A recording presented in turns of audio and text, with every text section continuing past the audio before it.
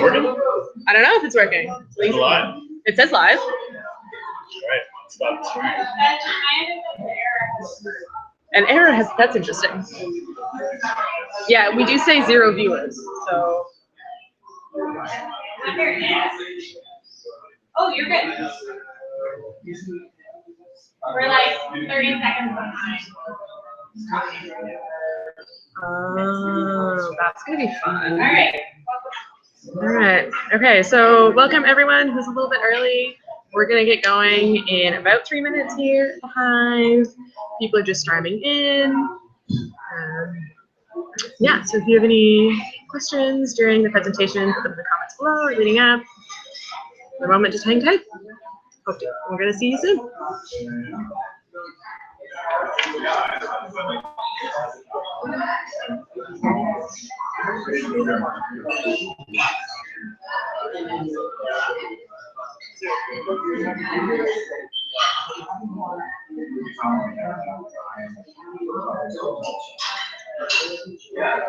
You don't have to. I'm getting ready. I'm just in the zone. We can start doing like skates. It's like a newscast before it goes to air. Sitting around like that. Down here, and you're on. Just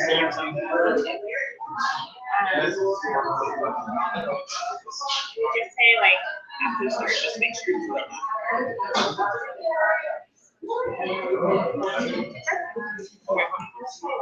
Yeah, it's like a little bit. That's exactly. Yeah, that's fine. Yeah, 7 seconds. Right?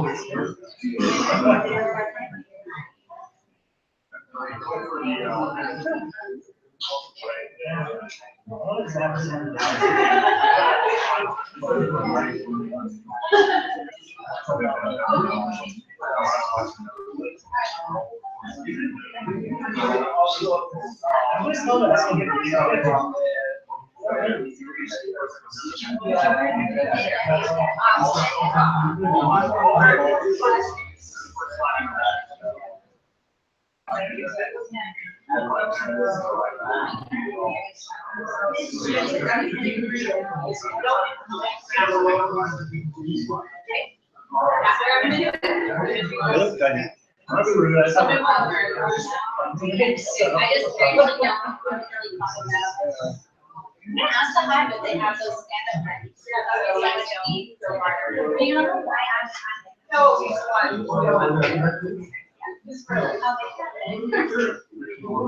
you don't mind.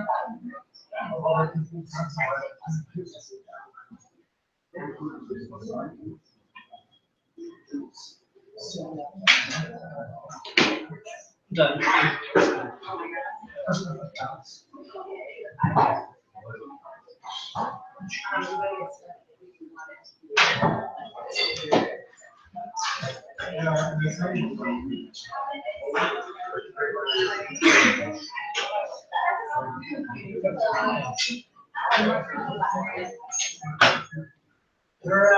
Where do you guys at, all right? Where's Matt?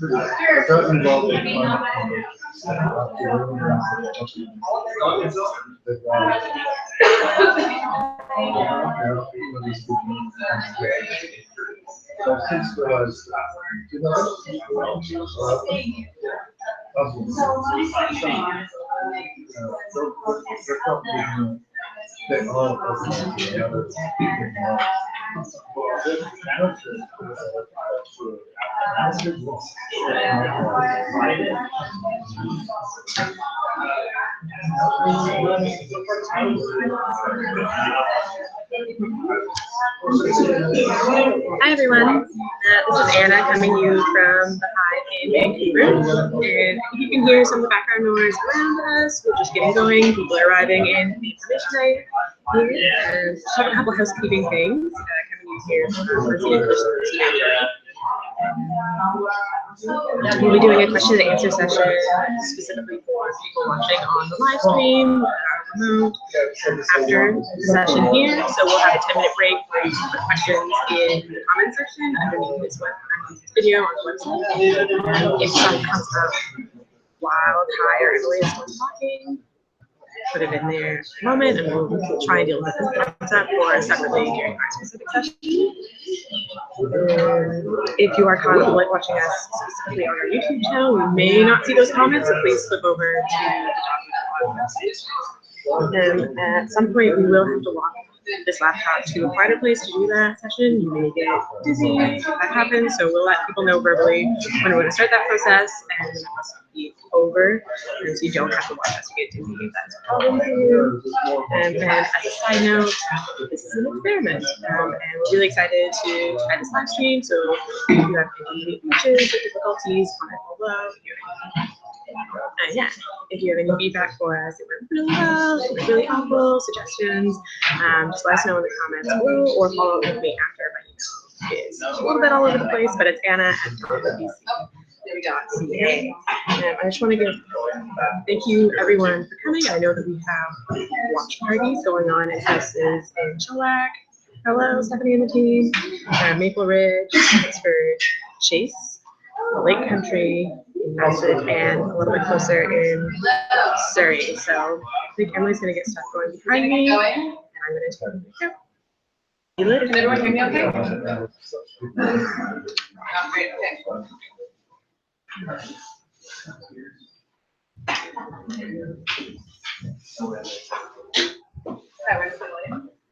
the back of the speaker.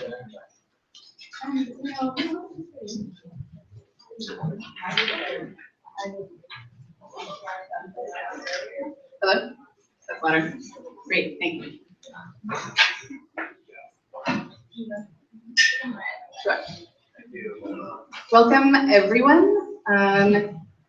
Thank you for coming tonight. There's still a bunch of RSVPs that aren't here yet, so we're just going to get going. And we're live streaming, but please don't be perturbed if people continue to come in. And before we get going, I'm just going to pass the mic over to Katrina, who's going to introduce us to the space here at the Hive. Thank you. Hello, everyone, and welcome to the Hive. Before we begin, I would like to acknowledge that this event is taking place on unceded Indigenous land belonging to the Coast Salish people, including the territories of Lapwing, Squamish, and Tsleil-Waututh Nation. My name is Katrina, and I'm Hive event animator. So I will be helping you during this event. If you have any questions, I'll be at the front desk. And a little bit about the Hive. Hive is a nonprofit organization that focuses on social impact.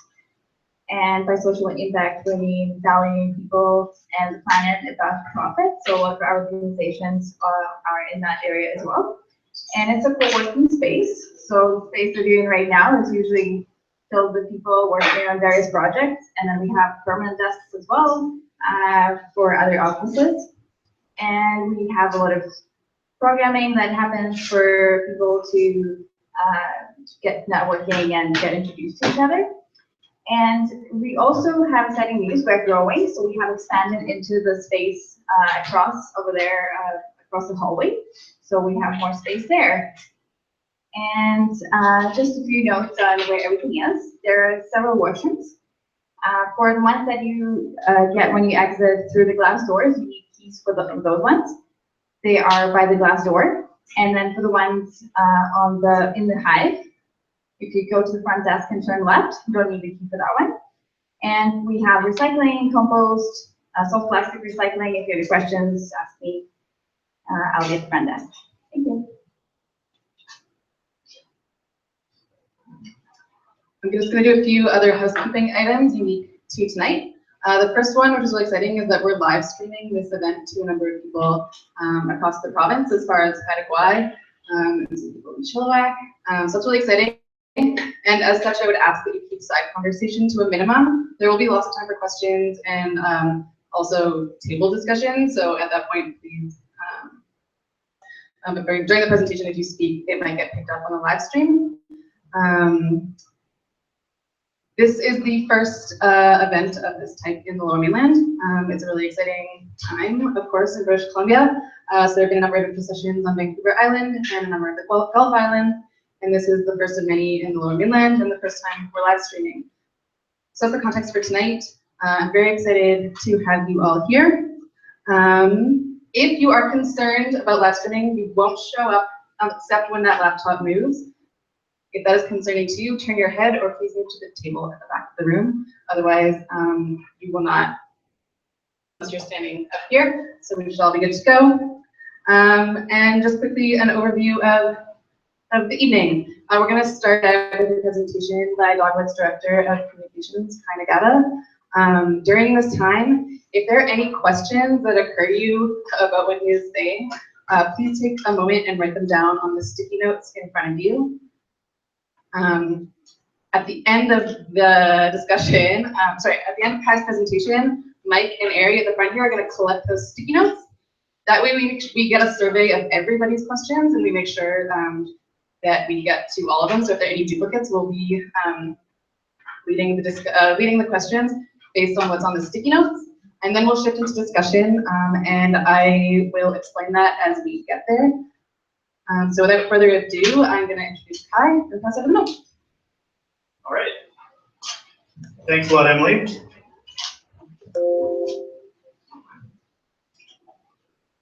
Now working. Hello, Haida. Maybe I'll give you a little better view here.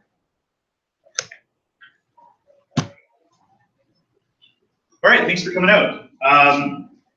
Let's do a little bit of overview, step into a time machine with me.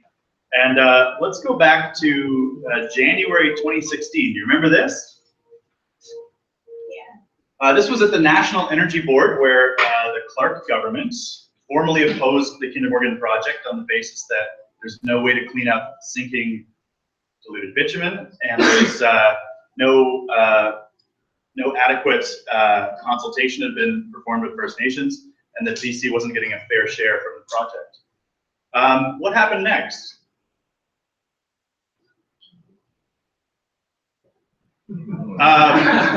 Huge piles of American money happened next.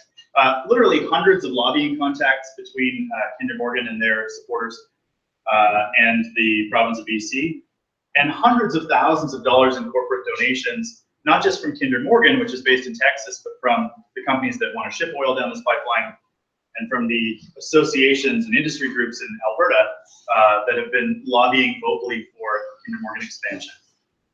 That's just the amount that we know about. There's also additional donations that were made by individuals, for example, lobbyists and executives connected to the project, which, if they were reimbursed by Kinder Morgan, is illegal. So we've actually asked the RCMP to look into these additional donations. But suffice to say that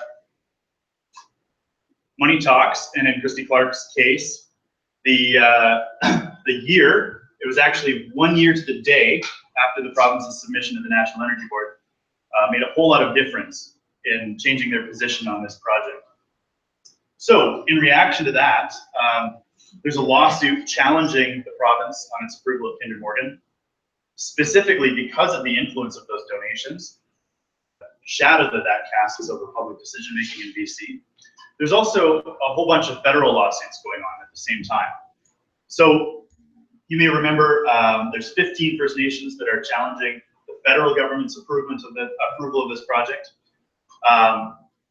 They've said it's our standing rock, and they will use any means necessary to prevent the project from moving forward. There's also groups like Raincoast and Living Ocean Society that are suing the feds over killing all the orcas, because this project would kill all the orcas, and there's no strategy to help the endangered population recover. And there's groups like the city of Burnaby and the city of Vancouver who say that they've been big-footed by Ottawa and they're challenging that decision as well. So all that's happening in the background. We have a really important date coming up in BC that's totally independent of what's happening in the courts. And that's the election. So with a thumb spectrum, how are people feeling about the election so far? I'm just curious where you're all at. Oh dear. No, this is good. Yeah? All right. I think it'll happen. You're saying an asteroid won't hit for May 9th? Give you pretty good odds on that. Yeah, our analysis at this point is that this election is basically a coin toss. The polls last time in 2013 gave the NDP like a 20-point lead about this time going in. Right now they're hanging on to about a 5-point lead, but a lot can happen. And the BC electorate is pretty volatile. And what we've seen is that people tend to vote in waves. They'll toss out one party power, and people are less attached to their partisan identity in BC than in other provinces in Canada. So, you know, if the NDP and the Greens manage to get momentum around their messaging about government corruption, about we'll see. You know, there's stranger things have happened, but if that were to occur in British Columbia, that would be a really good thing for the Kinder Morgan campaign. If there was a majority of MLAs opposed to the project, because they've really doubled down in the last few months, and both the Greens and the NDP have been pretty strong in saying that they'll use any legislative avenue possible to try to stop this thing. So that would really put the brakes in the project. Of course, the exact opposite could happen, and this was Gary Mason in the Globe and Mail who made the argument that Clark's pro-Kinder Morgan stance could actually play well with the voters she needs to get out. And if she is able to turn this into an election where it's jobs versus the economy, it's Christy Clark in her hard hat versus the forces of no, that she actually stands a really good chance. And so we're seeing the Liberals doubling down on their support for Texas oil tankers. And of course, that would mean that if they won the election, they would see that as a mandate to go full steam ahead with this project.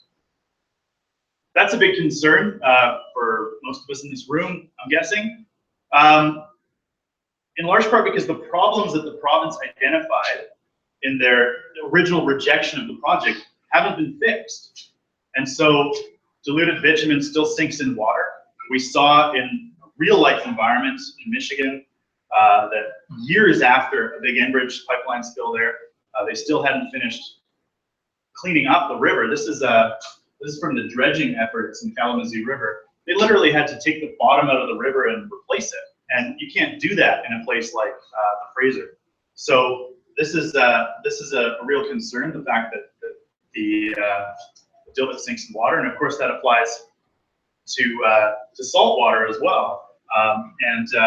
Even if there wasn't a spill, the marine biologists say that the ship noise alone could slowly destroy the whale population. So major concerns, and really a failure of duty or a failure of responsibilities by the province. And so as much as the Clark government has tried to push this off onto the feds and say, we didn't really have a choice, this was a federal decision, there are some very clear provincial responsibilities under the Constitution that we would argue they totally gave up on. So number one, they refused to perform a human health study. Health is the domain of the province.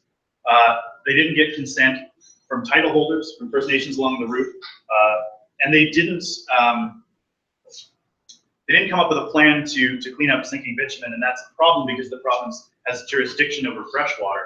Even though the feds control fisheries and the coast, there's hundreds of streams and rivers between the Alberta border and Burnaby, where our office is, that this pipeline would have to cross.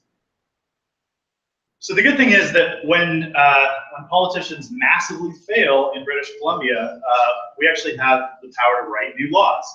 And so this was put to the test a few years ago by the Fight HST campaign initiative process to write a bill and then take that out for support to the people of BC. And that is the mechanism that we're proposing that we get ready in case the pro-oil tanker party wins the election in May. So where would we start in drafting a piece of legislation like that? Well, we actually have great material to draw on, some templates that I think really capture the spirit of the kind of bill that we think could get big support across BC. I'm talking about Indigenous law. The Save the Fraser Declaration is an Indigenous legal declaration that was signed a number of years ago in response to Enbridge, but which applies to all oil sands, pipeline, and oil tanker projects crossing the Fraser watershed. That was signed by more than 100 First Nations around BC. And we're seeing a renewal, a new campaign called the Tar Sands Treaty Alliance that is re-engaging a number of those nations around the protection of freshwater and human health and Indigenous sovereignty.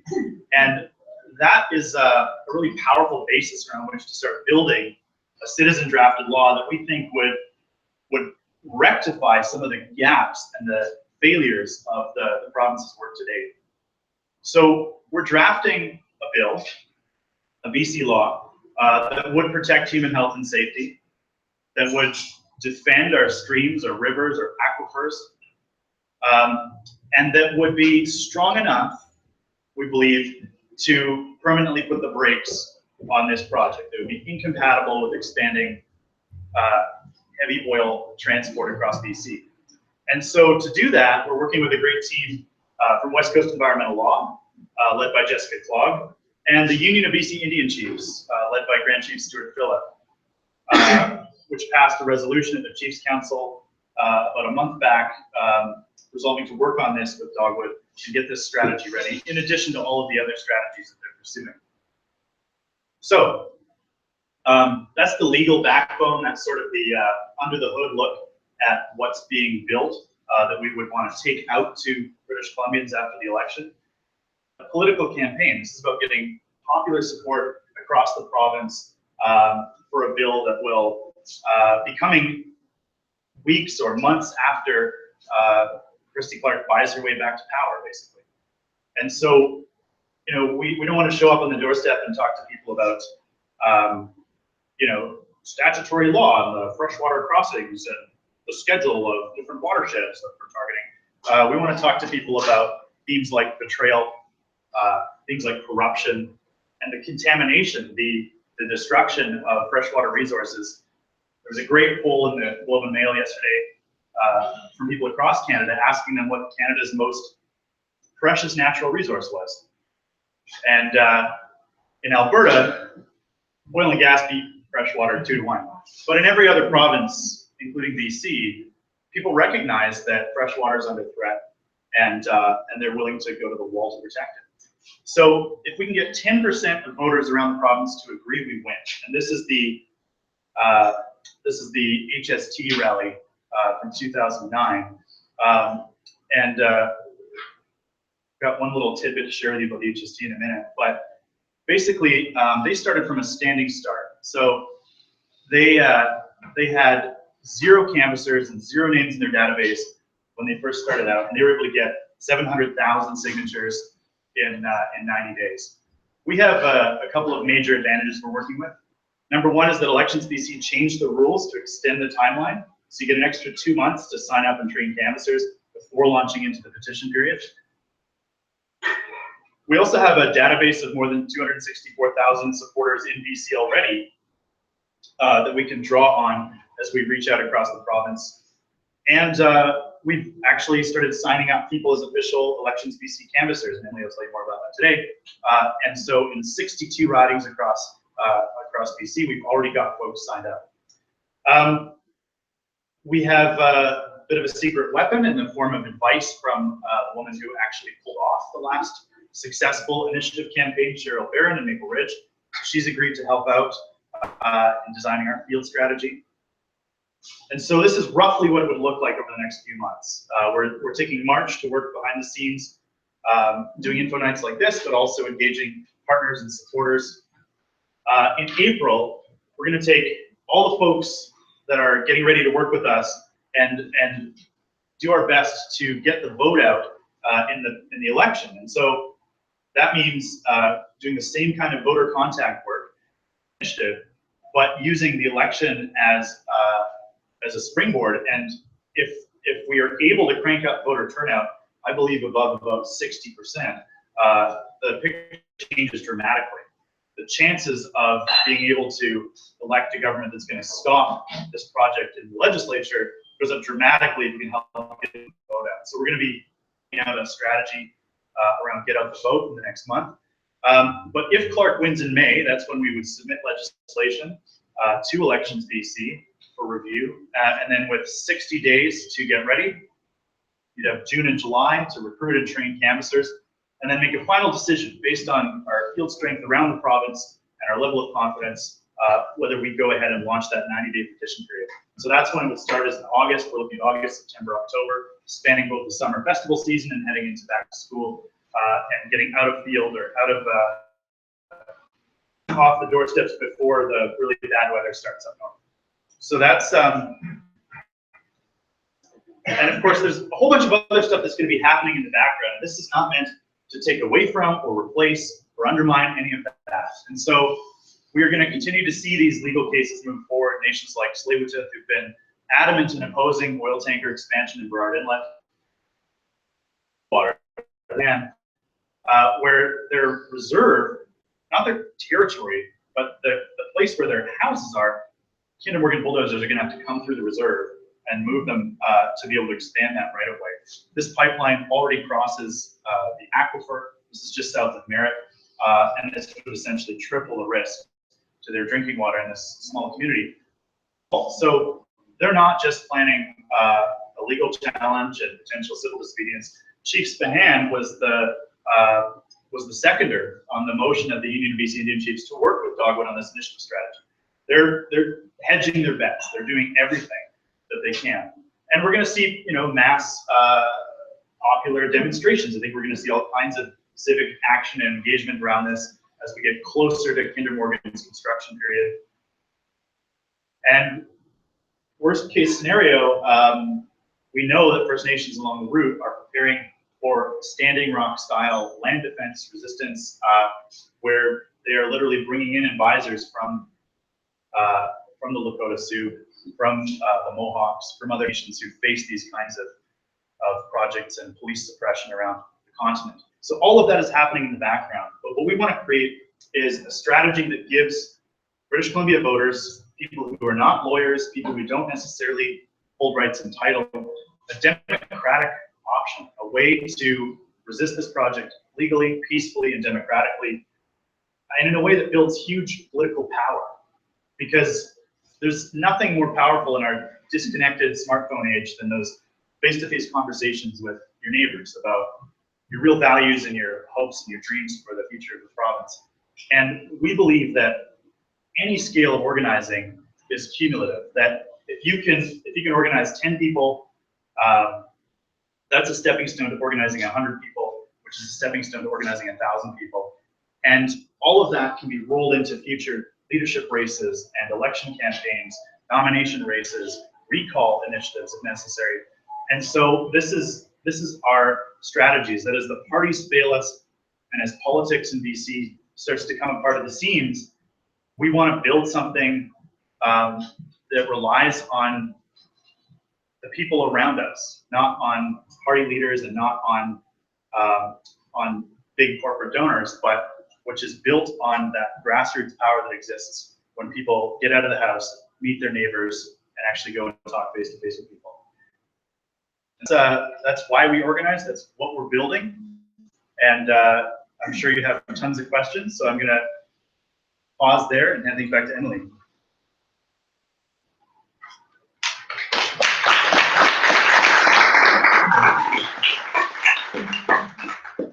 Thank you, Kai.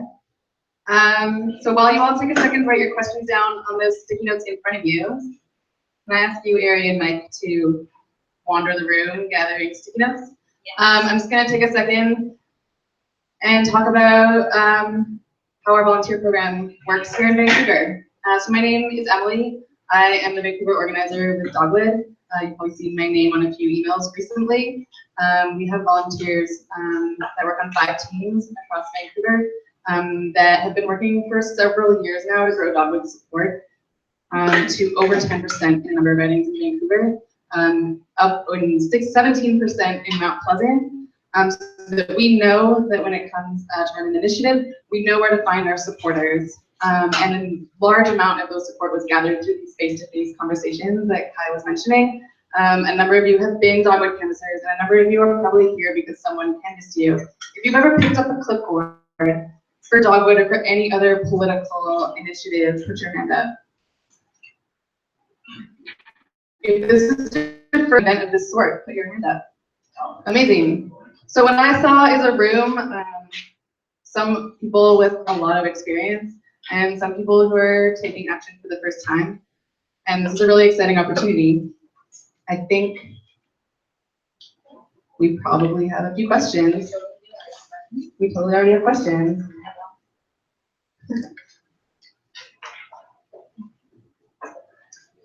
The first question is, are there certain ridings short on canvassers, i.e. rural and remote ridings? Which ones, so we can reach out to them? The answer is yes. All ridings need more canvassers. I believe we've reached 400 across the province. But all ridings need more canvassers, and that's actually going to be what I come to at the end of the evening. You can see in front of you on your table, we have the official election canvasser registration form. If you haven't filled it out yet, either in person or online, we did send out an email to everybody following the provincial approval of Kinder Morgan, asking you to fill that form out online. If you haven't yet, you can do it in front of you. We have until August. We have a goal of reaching 100 canvassers per riding.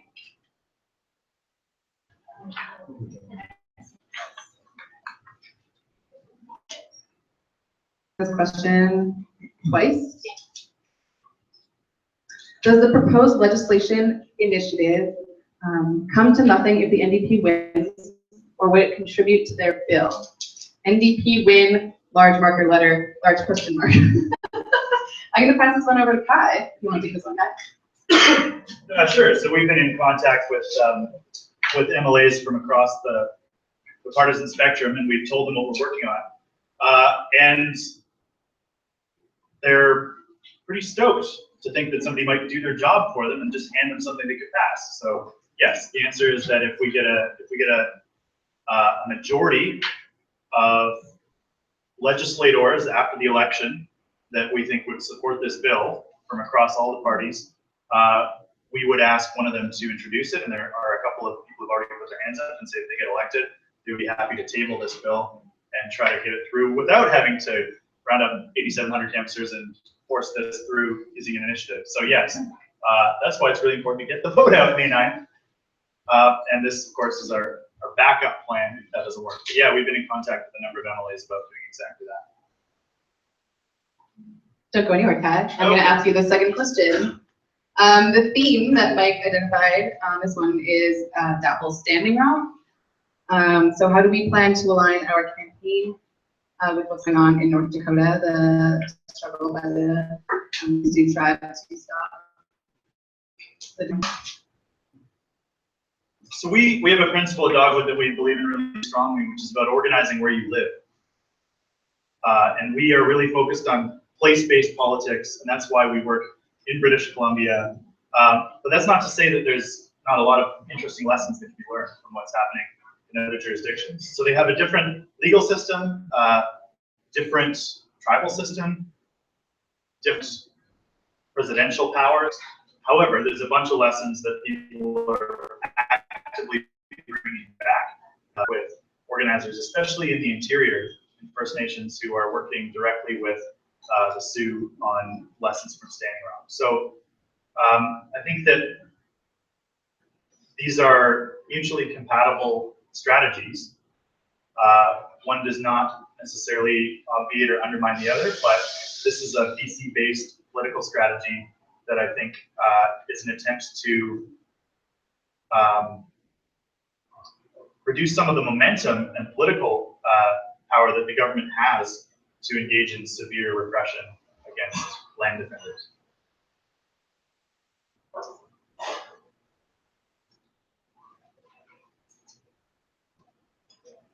This is a really great question, and I haven't thought about it before. So thank you to whoever wrote this. The question is, how can they have no plan for cleanup and have done no health study? The part that I've never thought about before is the second one, and maybe Kai, you can speak to this about how that happened. Like, why was there no health study done on Kinder Morgan?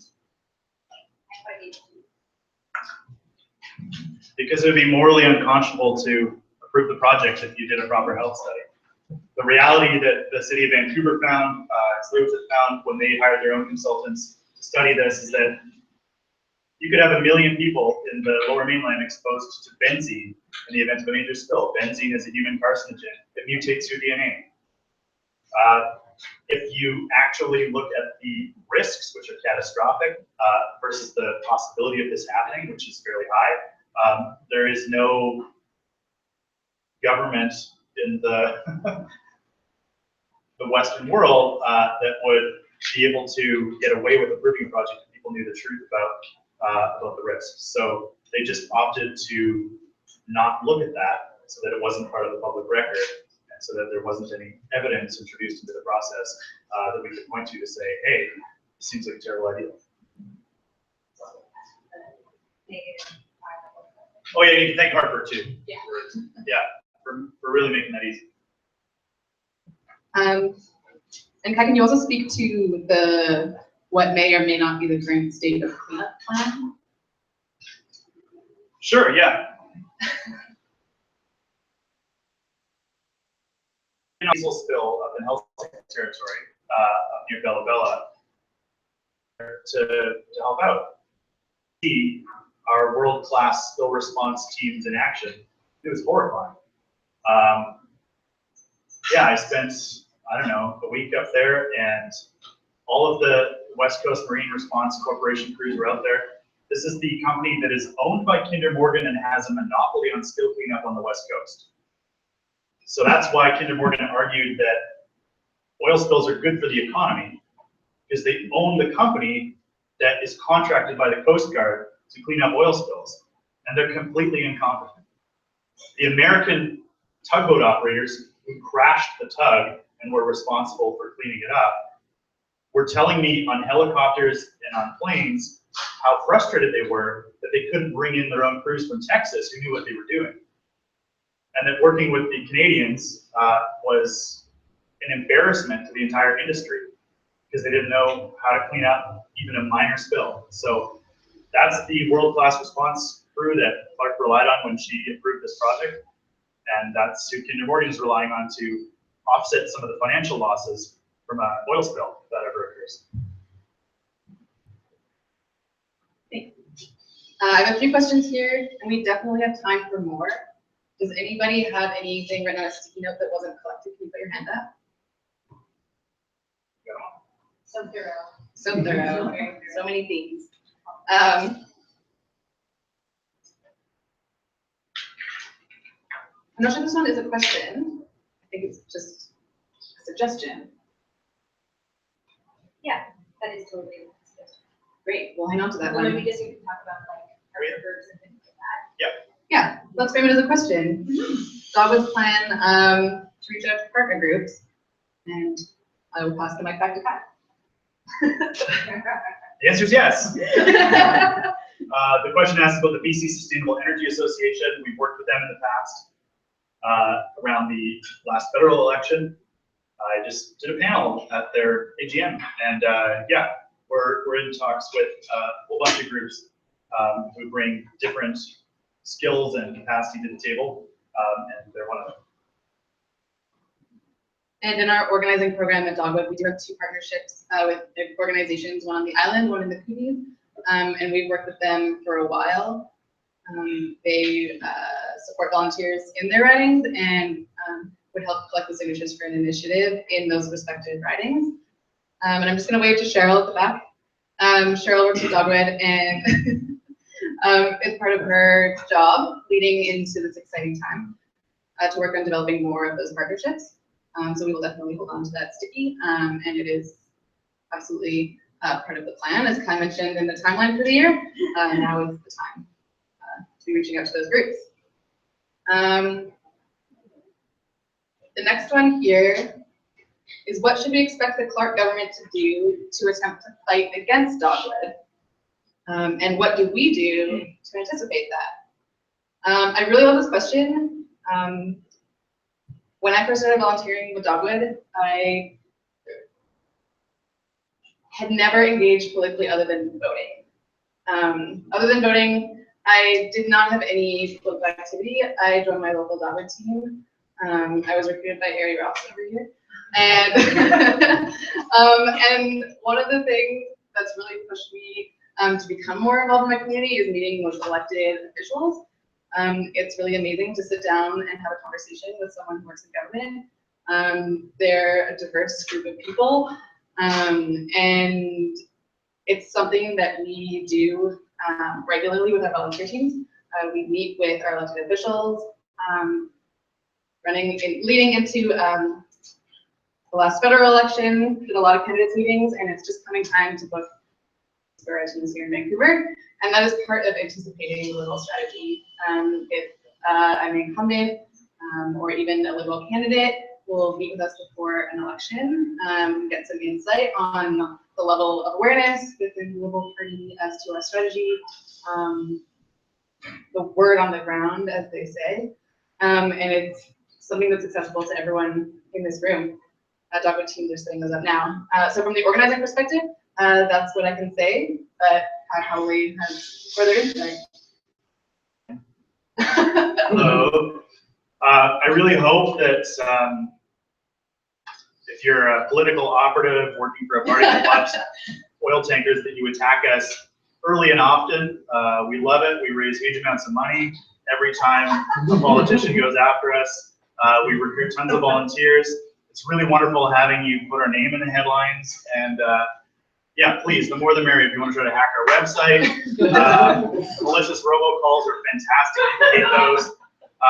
Yeah, especially ministers of the crown defacing their office by going after a citizen group, like attacking their own constituents.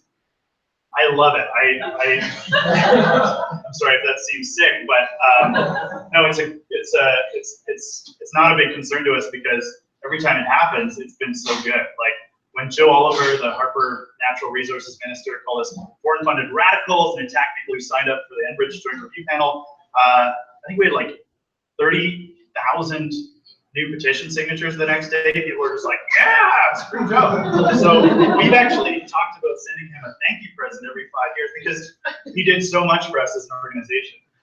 Listen, the last government that attacked its own people, that went after civil society groups and NGOs and tried to stop people from organizing hard at the end of 2015, if that is all they've got, is to attack their own constituents, then you know where their head is at. You know that we've got them on the ropes. So we had a minister come up and take a swipe at us next Friday.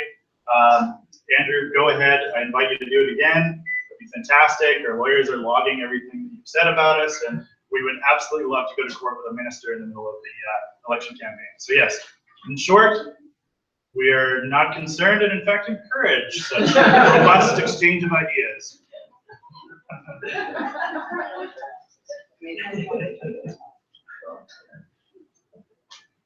That's a really beautiful contrast in our work here. Really I'm like, come be your candidate, and I don't know. I'm on Twitter like, so that was really great. Just gonna take a second and review these questions. This is what we just did.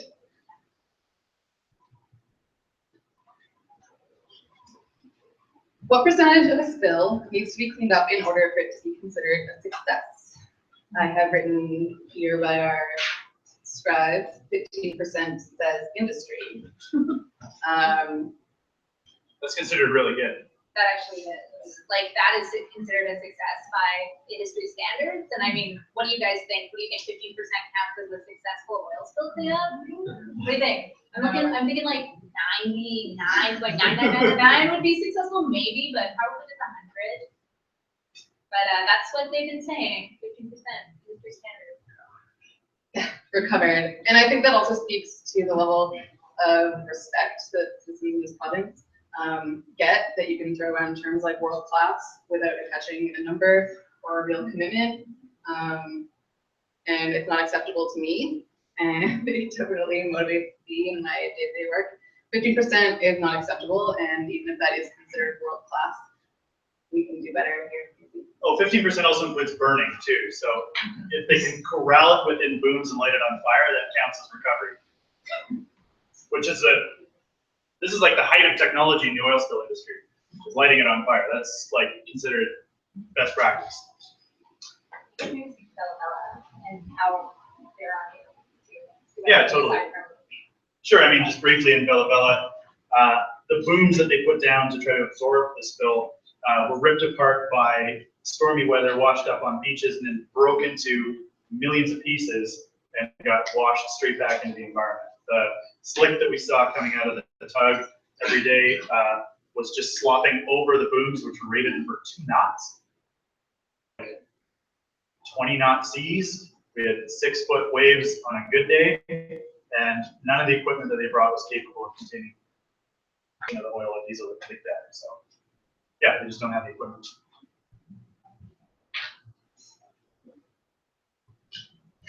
This one just came in, but I'm going to tack it on as a follow-up.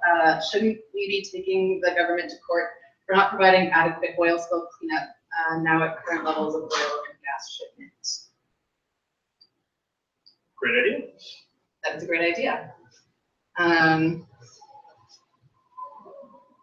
Dogwood, we believe in a diversity of tactics.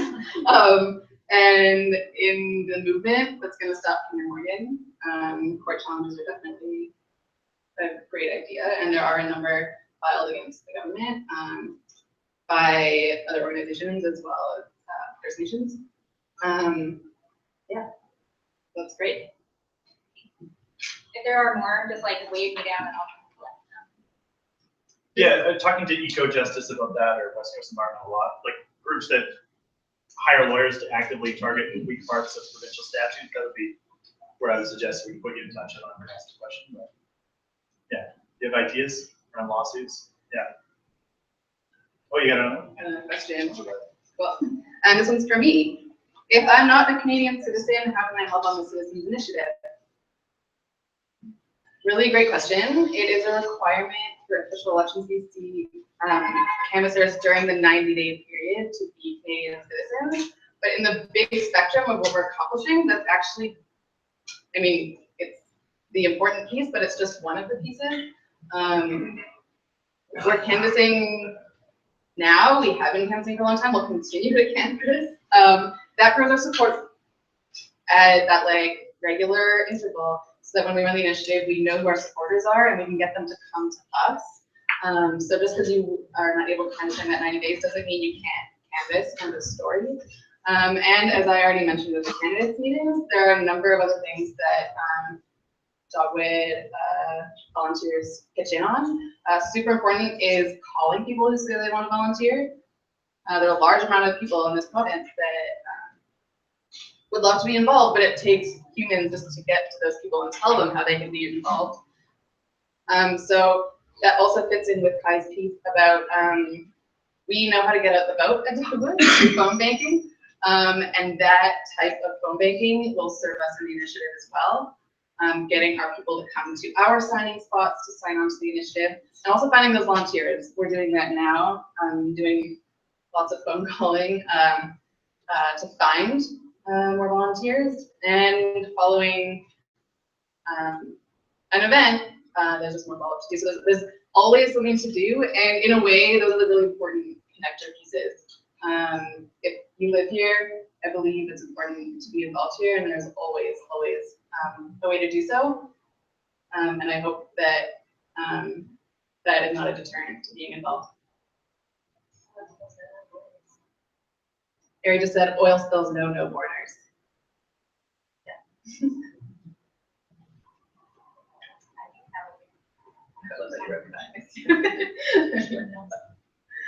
This question is, Feds have committed $2 billion to protect the quote coast ?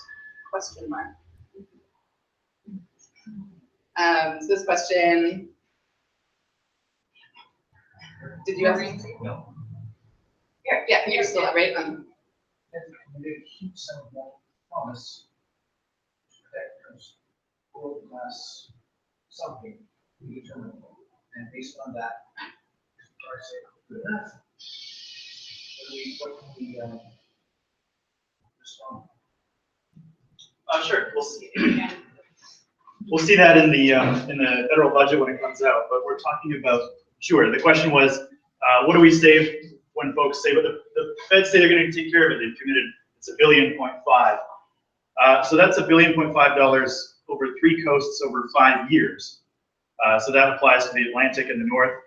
And it would basically go to replace the existing aging Coast Guard infrastructure and add a couple of salvage tugs, which are among the slowest boats on the coast. So not clear that a salvage tug in Prince Rupert is the answer to Victoria, but that is part of the plan. We'll see more details in the federal budget, but once you actually break it down, we're talking about 100 million per year. We're talking about over a 5-year time frame. We'll see what that actually translates to in terms of material.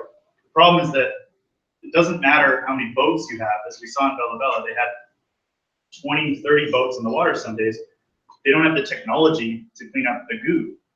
And so they all just mill around and watch it disperse. And so in the case of a heavy dilbit spill, there still isn't anything that can recover it once it goes below the surface.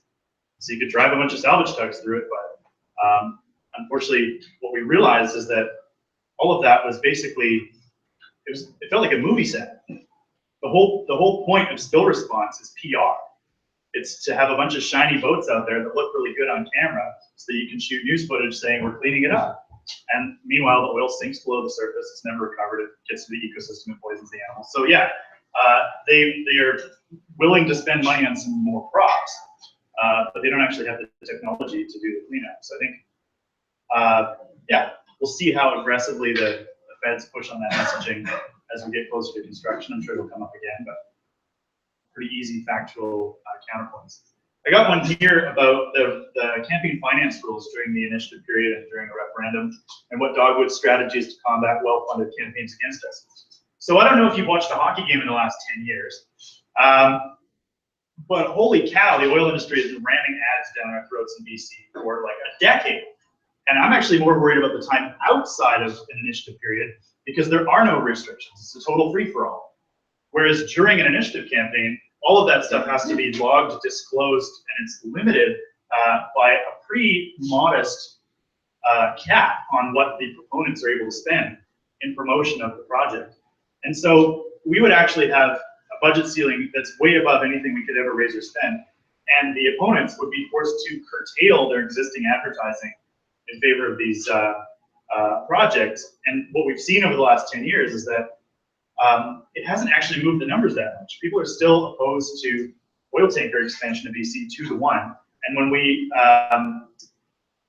saw a plebiscite campaign in Kitimat, where Enbridge flew their staff in and bombarded all of northern BC with advertising for months, even there they got spanked on the doorsteps by canvassers who were like retired local postal workers and Alcan workers who went out door to door and did exactly what we're proposing to do. And it totally destroyed the well-funded advertising campaign put on by Enbridge. So I always believe that face-to-face communication with your neighbors is a powerful inoculating force against bullshit on TV. But even if they are allowed to run the maximum number of ads during an initiative period or referendum, that's still less than what they're already polluting our airwaves with right now. Another one? Yes. Regarding the electricity website. How long? So for how many months will the initiative website be live? Just up to the initiative or later?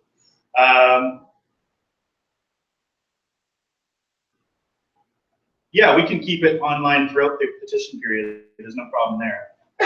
We're rebranding, so stay tuned. We've got some hot new survey data out of the field, and we're going to be workshopping some new concepts and design to house the initiative information.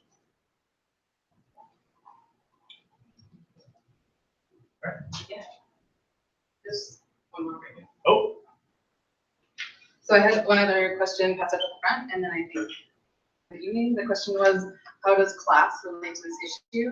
I'm going to assume that means to Kinder Morgan and not like specifically what we're working on. And I think that comes down to what Kinder Morgan has been trying to sell to the province, that there are going to be all these jobs, and it's what we hear in the field a lot too, like we need the jobs. But it seems like the number is going to be 50 full-time permanent jobs once the pipeline is built. All of the other jobs offered with this pipeline are construction. They're not permanent, they're temporary jobs. And it locks us into that cycle of having a class of people that are reliant on these boom and bust jobs in the extractive industry. And I think it goes back to what we're being told. And we need a government that stands up to that, and the citizens need to stand up to it, and I really believe that this is an opportunity to do so. So I hope that answered that question. Anything you'd add to that? Well, I think it's true that life hasn't gotten any easier for most normal people in the last, say, 16 years. The cost of living, the cost of housing, I think fewer and fewer people identify as middle class in British Columbia, and that's directly because of the failures of our policymakers to build an economy in which people can really thrive. Listen, it makes organizing more difficult. I'm amazed how many people are out here tonight, because when you're trying to hold down a job and pay rent or pay a mortgage, it's hard to get involved in political organizing. It's hard to get involved in stuff that's outside of the sort of day-to-day of survival. So that is the first challenge. I think our job is to help people connect the dots between the kinds of abuses that we're witnessing, corruption of our politicians, and how crappy our lives are becoming in many ways as a result, and the false choices that we're being offered is a way out of that. So I don't know. I'm not a very well educated person, but that's my class analysis of the Kinder Morgan.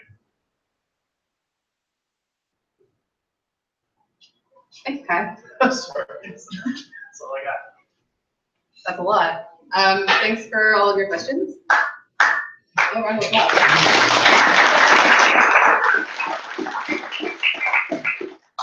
We're going to shift into a little table discussion before we wrap up tonight. So I'm going to take a second to let the people in the live stream shift to their next portion, so the people who are far away can participate too. So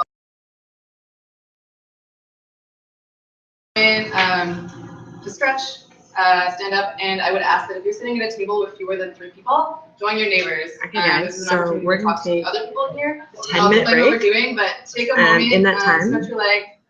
The washrooms take your are own right there, stretch are past break, the post, go get a glass of the mailbox water, here, get some tea, and talk with people beside you about what you've learned, any questions you have. I'll be taking questions after the 10 minutes. Comment them below this link, this video, and I've got comms lady helping me who will digest them, and we'll do a similar style question and answer. What just happened with Emily? All right, see you back in 10 minutes. Yeah, and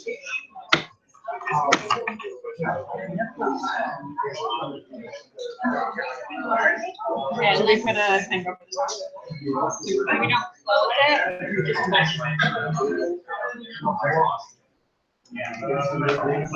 what's your question?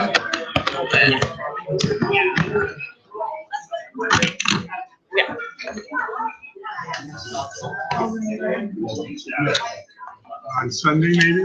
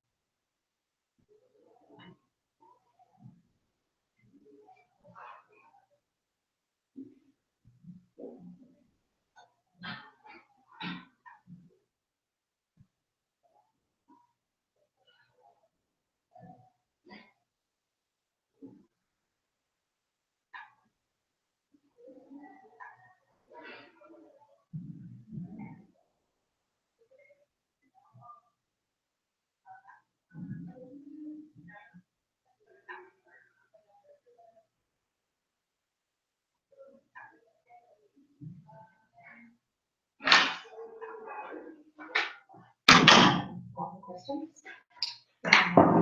Questions?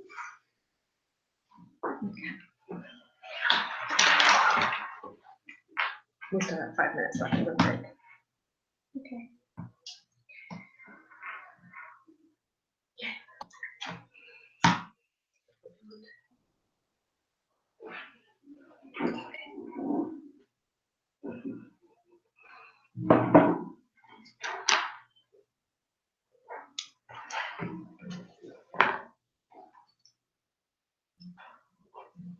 Feel like call out for questions if you want. Okay, hey guys, so we still just got 4 or 5 minutes left in our stretch break. Just in case you've got any fruitful discussions, have any questions, and Lisa here is gonna call it. She's my area, my team. We do our best to answer them and see you soon.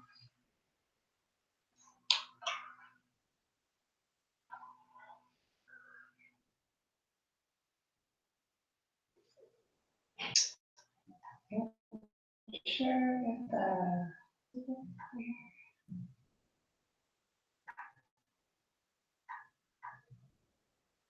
We should go back closer to the ends of the picture.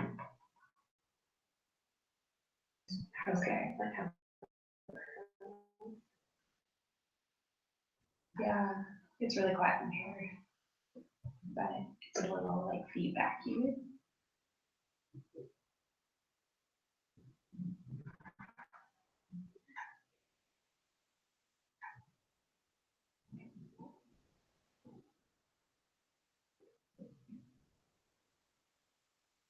Charge for it.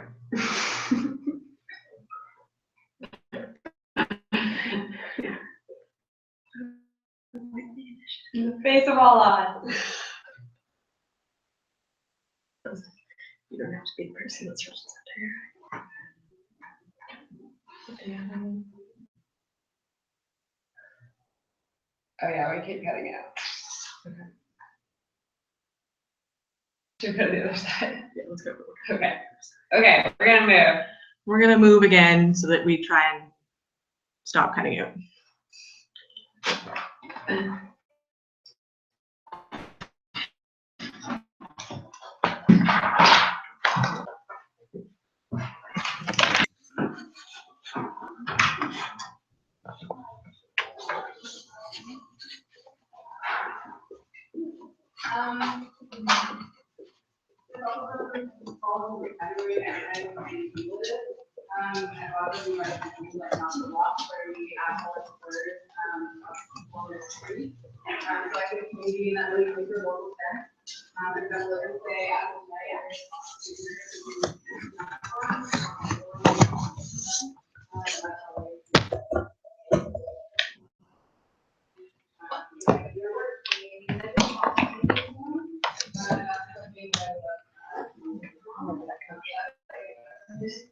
Oh yeah. Okay.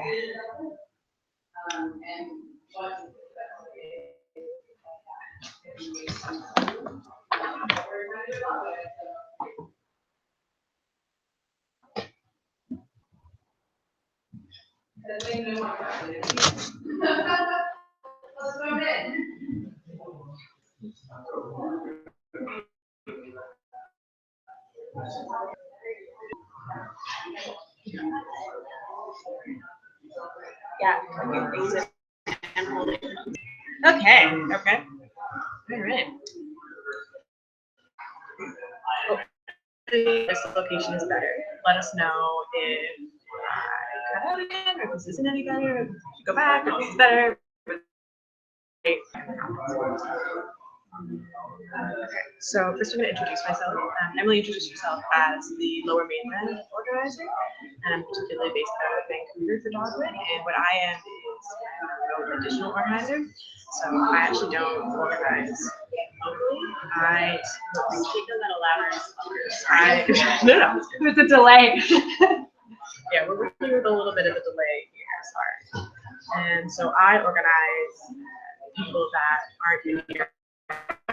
And I use digital tools like Skype and email, as well as all of a whole host of databases and event tools to help you guys and support you in the amazing work that you do in your communities. So my goal with my program is really to start kind of pods that are geographically diverse, that are really across the province, and reach out to the ridings that aren't in the capital district, aren't in Metro Vancouver, that are going to be harder to get during an initiative, but that do have the advantage of a real sense of community, that we just need to tap into, is kind of lying there. Yeah, and so our goal is definitely to have regional coordinators during the center feedback. It's really bad. I should move again. It's really hard to hear. We're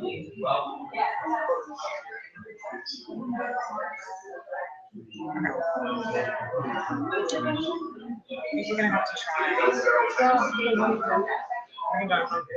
We're gonna try one more place and move again. Sorry about all this moving. We're gonna try one more place.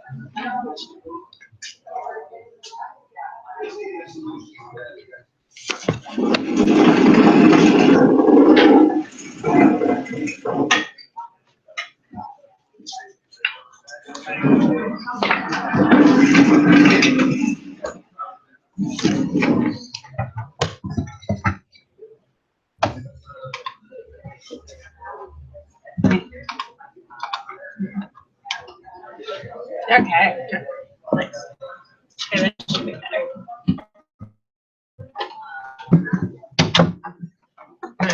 All right. In the phone booth. Yeah, that's better. That's better? Okay. Good. So, sorry. We are now hopefully in a place that will work for us. Kind of squishy, but really fun. All right. So, and it's a little purple in here, but that's okay. And yeah, so the remote plan, just as I was saying, is to start up and to foster clusters of community groups, with neighbors, friends, a family, all the way across the province, so that once we launch the citizen initiative, you guys are ready to go, like some of our more established teams are, or we're ready to really build quickly. We've laid a lot of the groundwork. And it takes a lot of different people all across the province to do this work. So we've got a lot of different roles for people that maybe are able, maybe they're really social, they're able to leave their house, or maybe all you can do is call our data entry, and that's perfect because we also need those people. So we've had a few questions, which I'm going to do my best to address now. And start with Stephanie. No, I'll start with the one from July. And the question is, what is the insurance plan for an event of a spill, for example, in an aquifer?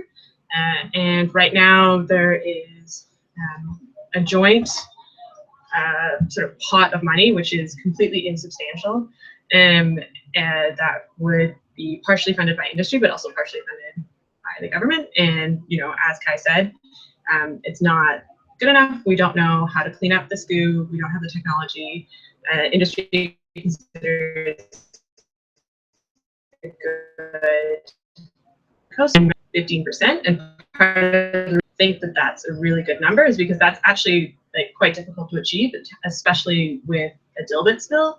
We don't really know how to get it all into our booms and away from drinking water. So that's a great question. And unfortunately, the answer is there isn't a great one. And then, yeah, okay. So the next question had sort of themes of this is a political power strategy, and really this kind of change is going to come from people power, which is a sentiment that I love and really agree with, because, you know, we're using political legal mechanism, which is a unique thing that we have in BC. We have direct democracy channel, and it's our last legal option before we get into things like direct action and civil disobedience. And so in BC, we really have, like, the people really do have a lot of power where we can put a bill straight on the table and don't need to go to super extremes, or once we get to extremes, we've had every single legal opportunity that we've used to its fullest extent. And so power, and it's not up to the politicians anymore. Do we have any other questions or comments?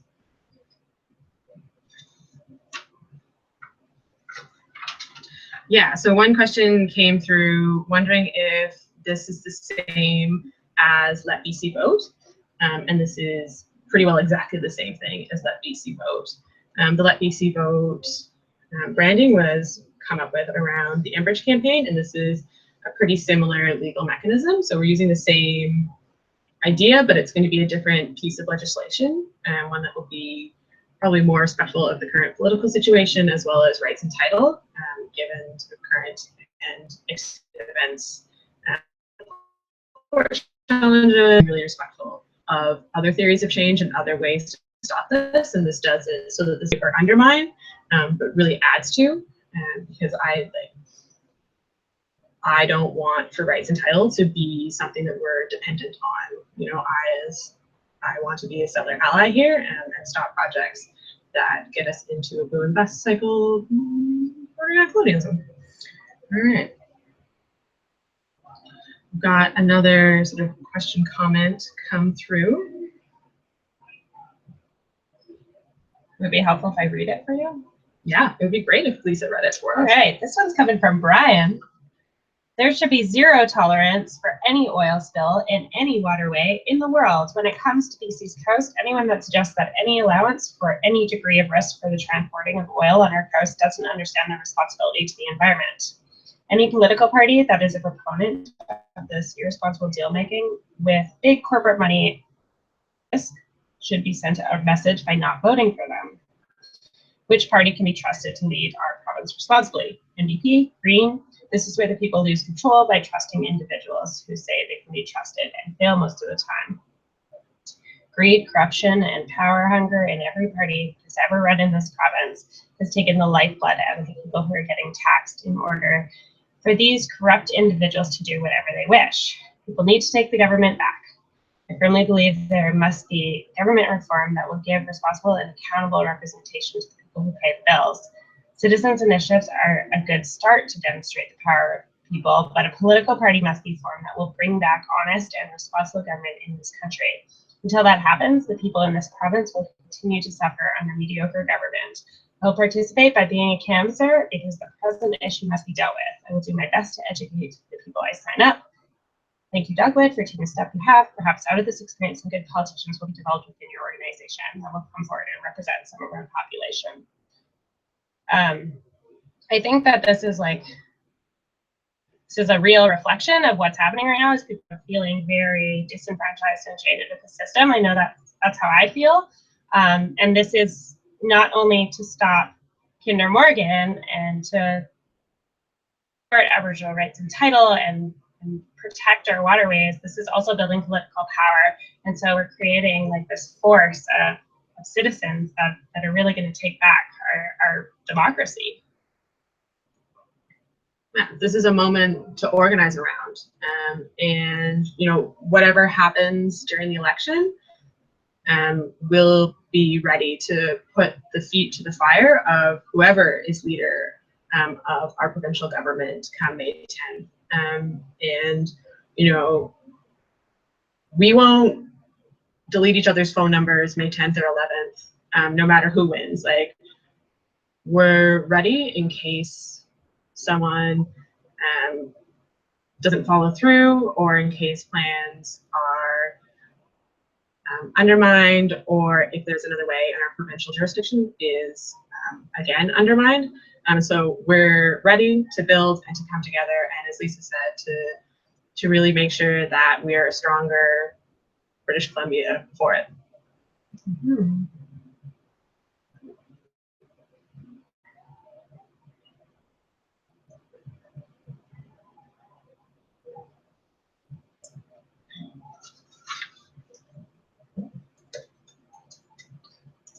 All right, awesome. We're just checking a couple places to make sure we haven't missed any comments or questions. These are really great questions, by the way, guys. So comment below. No question is too small.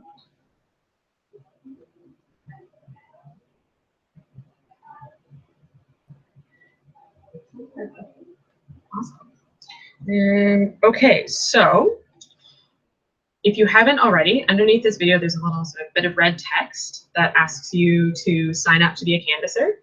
If you haven't already signed up, fill out that online form. If you're not on the Dogwood blog website, you can head to dogwoodbc.ca, and right now it's on the homepage. Hit on Become a Canvasser, and then so that's step one. this. Click this. Very quiet button. Yeah, and then we'll get you into our list of people to follow up with. And for those of you who are watching in groups or with a partner or a buddy, and what I'm going to ask you is to just have a quick brainstorm session about good places to go to talk to people. Are there any community events coming up? Are there any music festivals in the summer where we could table, or like key points in grocery stores? What are the local gathering places in your community that you might need to take advantage of? Come July, getting some canvassers signed up.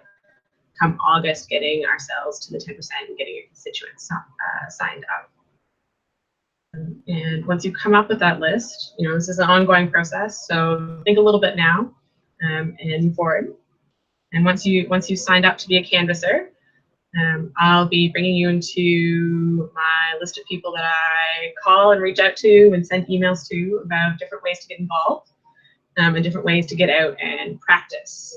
And so right now we're in the phase where we're growing our list and encouraging our canvassers to have signed up, to engage with their community, find other people that want to canvass, as well as to grow our supporters list, so that we can really get everyone out to vote on May 9th. So we've got a lot of people that we're going to get that 60% out for voter turnout.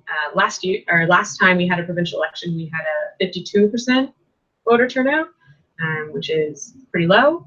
But as Kai said, that's only 8% to really completely change the landscape, and that 8% is really achievable.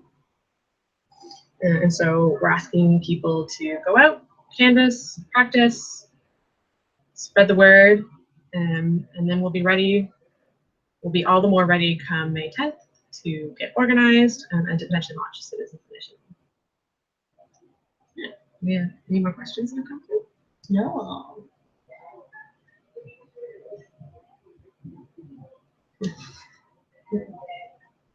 Francis. Cool. Yeah, if questions come up later, you can always put them in the comments and we'll just type underneath to answer them. Right now, if anyone has any feedback about how the live stream went or anything we can be doing to improve this, you can also pump that into the comment section. We are seeing your comments, even if they're not popping up for view. We can see them from the back end. So give us some feedback, good, bad, anything that we can do to improve. This is an experiment. As we get ready to launch the Citizens Initiative, we've got a goal to have 100 canvassers in each riding. Once that 90-day period starts, where we have to collect the 10%, and that's a pretty lofty goal at this point. There's someone in the Q&A session asked here, like, which ridings are target ridings, and right now, pretty well every riding is a target riding, and we're just running a series of experiments to see what's effective, what can be improved easily, and what's something that needs significant work to be made useful for us. And so feedback is really appreciated and really useful, because when we're trying to support 8,700 canvassers in August, we're going to need to be a well-oiled machine. And becoming that well-oiled machine is about testing stuff and figuring out and willing to innovate, experiment. So once you're done filling out that signed up to be a canvasser form, right below in the red text, you'll be part of our you'll be part of our well-oiled machine, or well on your way to becoming part of our machine, which is becoming more and more well-oiled and coordinated. We are going to join back in with the session here live. They're sharing some of their learnings from the table discussion that it can be beneficial to see what other communities have come up with and what's really big here. And we know that the solutions and the tactics are going to be very different, even in the same community or the same metropolis. So it's good to be connected in so that we can learn from each other, so that we know that we're connected in a whole. Yeah, I think it's hard right now to see because we're in Vancouver, but this is like such an all province experience, and Anna is here to support you. You can reach her at Anna, ANNA, at dogwoodbc.ca, which is the easiest email ever. Yeah, so, and you're welcome to reach out to any of us if you ever need any support in getting started. Yeah, the team's really good about forwarding me your emails. If you send it to a generic or a comms person, they all flip them my way. So I'll get your message. Might take me a couple days to actually be on the receiving end of it, but I really love getting emails from all over the province. You know, I got one place from a woman who was in a town of 200 people, and she said, I've only got 200 people, but I know all of them. I was like, okay, great. And she had 100% of her community signed up in like maybe 3 weeks. And that's wonderful. Should I go check on them? Yeah, I think Lisa's just gonna leave this Emily has a microphone. great box that we're in and go check on them. So me. All I got them.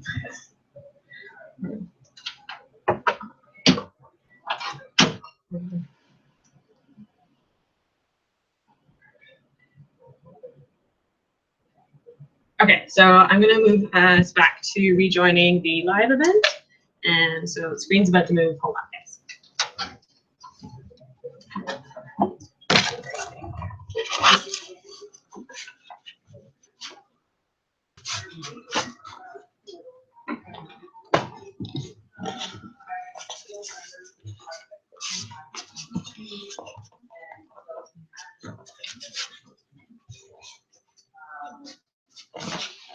Just gonna summarize that in various seconds. So, building a movement, especially regionally here in BC. Is that the region you're from? Or outside? Yeah, Pacific Northwest region. Transition to a different economy. And what was the first one? National Sustainable Energy Plan. Sustainable Energy Plan. And those are the hopes. And then the concerns was that the initiative is only addressing problems on the health impact side, that Kinder Morgan is not really able, that the initiative has a narrow focus, making the accuracy and First Nation concerns to be part of the initiative. First Nation concerns being adequately addressed and by the initiative. Did you catch that? I did. Holding, so First Nation concerns, the focus being narrow. Mm-hmm.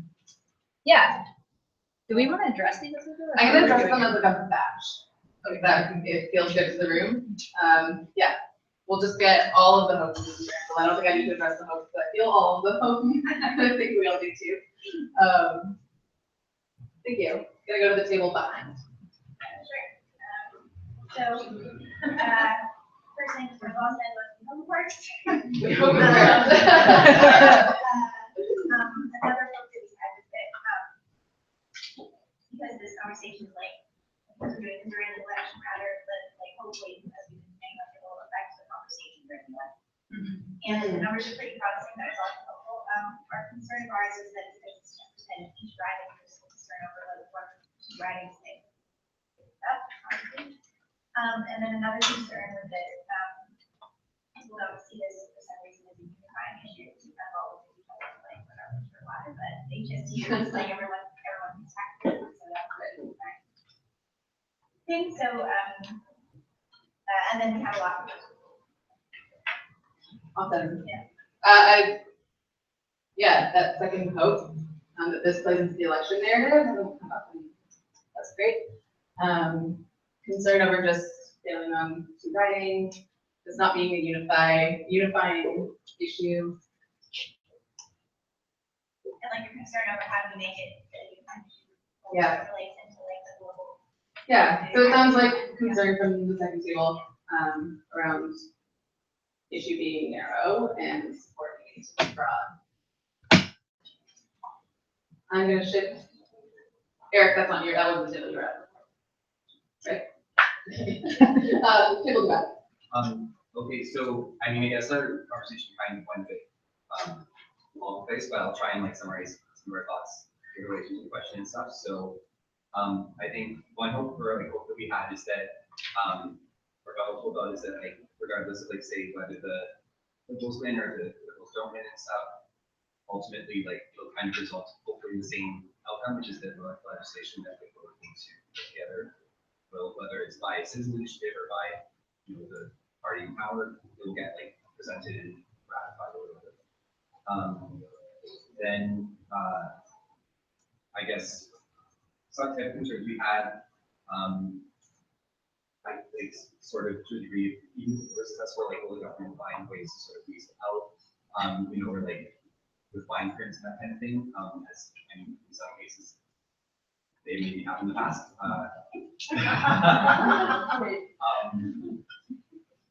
And I guess sometimes like some concerns over like confusion might arise surrounding like some of the more I guess like esoteric terms like referendum versus election versus legislation versus citizen initiative, petition. Like sometimes those terms you might use interchangeably and they may be interchangeable or they may not be. So just like getting a really fair understanding about those specifics. And then I think the rest of the concerns a lot kind of focused around canvassing, which I think probably would be addressed at the canvassing workshop and stuff, but things like just like combating the things that are new to use very skewed or real facts. A lot of misinformation out there, especially with like the world class response. It's something where like, you know, a lot of people take that at face value when in reality you find out that that's like pretty sad. Yes. So pause you to make sure Harry. I'm feeling like fairly good about this, Feeling good but about your it. first concern, which I think was regarding some of the partisanship stuff, but do you have it written down? You can tell me again. Let's see. First concern, I guess. I think it was about just like like just like some terminology and stuff. Like, Yeah. like I think even like in our discussion, like sometimes there's confusion between like citizen initiative is like one thing. Yeah. Like getting petition is another thing. Like election, groups election is another thing. Like kind of like confusion might arise from those things. Totally.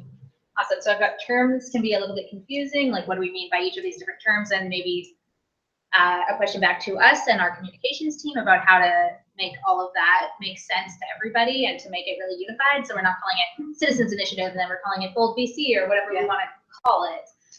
And then I've got as well how to sort of target things on the ground when you're having those face-to-face conversations. When you're talking to someone who's been reading the news and thinks that it's going to be a really great thing for the economy, but we actually know that it's not going to create too many long-term jobs, and some of those are going to be in spill cleanup, which isn't really the future BC was hoping for, at least from my perspective. Just for me. Can we go to the next table? Was there anything outstanding? Great, Thank you. middle table here. So our hopes we have just get all the signatures and create kind of a buzz and momentum in the province, word out about Dogwood in general. And then in terms of concerns, we have how to make it real to diverse communities and how to make kind of show that it will impact them too, even if they're not maybe on the route or have diverse communities. And then challenge of having a simple and clear narrative, as in what they're talking about. And then another concern is just kind of attacks also by the government kind of addressed it, but still ways that they can kind of discredit us or That was the one we missed from the back table too. Government weaseling out. Yeah, that was the one you said. Right. That tied that together. Thank you. Thanks for bringing that up again. Did you catch that, Ari? Yes, I've got attacks / weaseling from government. Last table here. I'm just waiting for the benchmark readers right now. We might order some folks to listen to this strategy Oh, sorry, I was resting me. What was I going to be talking about? Well, I think we spent a lot of time talking about the sort of dignity of the whole process. The idea that citizens taking control over their own province is actually like a really dignified and awesome thing. And I thought that was great. In a time when democracy kind of seems under attack and a lot of people are being really bummed out about what's possible from citizens working together, this really gives a counter example of something really positive and really inviting for people to take part of. And it gave us all a lot of hope. The sense that it's sort of up to us to do it. We talked too about what this means for starting to engage more rivals to Canada, new immigrants to Canada, and telling a story about what it means to be in British Columbia. And that this is part of this idea of contribution. The privilege of being able to help draft legislation and push legislation forward, really quite inspiring. On the concern side, the idea of the Citizens Initiative, it does seem kind of abstract or obscure in some ways, so finding a way to really ground it for people. There's also a lot of concern about the state of journalism in British Columbia and what that means for trying to spread this message to the wider population. You know, a lot of journalists are being laid off. There's just fewer of them writing about local issues. How can we use the media to get the story out there? And also a concern about just the breadth of the ridings that we need to operate in. So we talked a little bit about, you know, how can we effectively support some of the places that don't have teams like we're up here tonight to make sure we hit the 10% target for riding. Yeah. Anything I missed? Awesome. So I'm going to summarize the concerns, address a few of them, and then just move on to the next question. So If you could read it. I can read it. I'll move closer. Assuming election failure, it's all part of the same picture. Not gonna lie, an initiative is a lot of work, and it would be really great for it not to be something we feel we need to do. And engaging in the election is absolutely the first step on the timeline for the year. And engaging in the election is a way of empowering people and then starting the conversation. No matter what happens, we have a backup plan. And the people who participate in our election process will get the conversation as was identified down. Like there are terms, there are concepts. So having these conversations is always just an opportunity. And yeah, we just want to make sure not all of the eggs are in one basket. But that being said, same get out the vote work that Dogwood always does for this election coming up. So I'm going to skip down to the concern around terminology. Yeah, that came up a lot.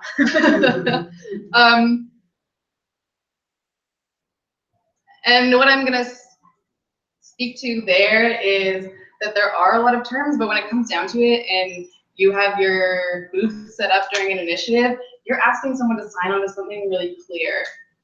And the terminology isn't necessarily what you're talking about. So for engaged people, it is super important. The initiative is the act, the Recall an Initiative Act.